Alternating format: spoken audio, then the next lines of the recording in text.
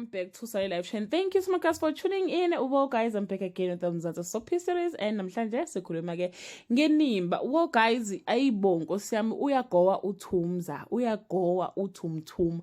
Guys, anibonile izolo ukuthi ke uthumeka ama plans akhe bese ukuthi nje she is ending her life because of a man uhlathi.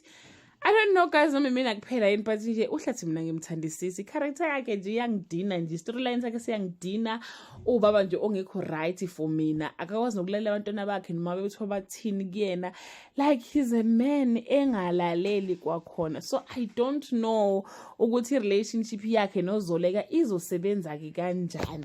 But ke guys, abantu abanikile enkundleni zokuxhumana ke abanye bathi bona abamzweli ubhlungu uthumeka, abamzweli ubhlungu lento eyenzeka kuyena ke uyayideserve.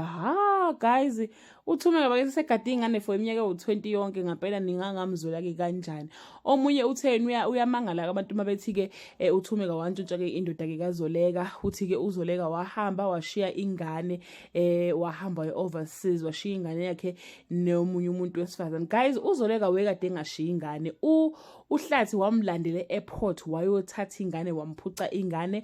uZoleka kodwa wahamba yedwa. But naye ukuhamba for 20 years eshiya ingane ngemuva ngampela engasenzi nama means ukuthi akhulume naye. It was very wrong of her.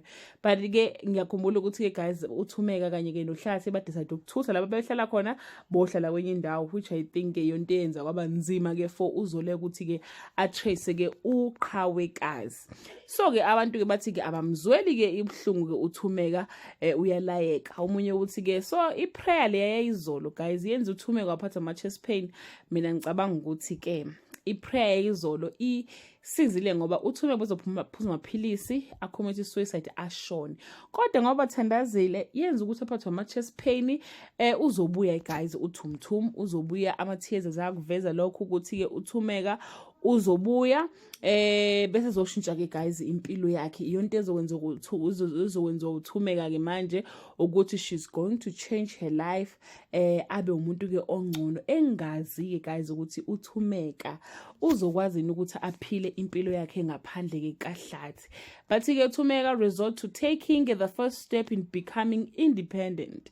Thumeka's quest to build a life of her own leads her back to the people causing her pain.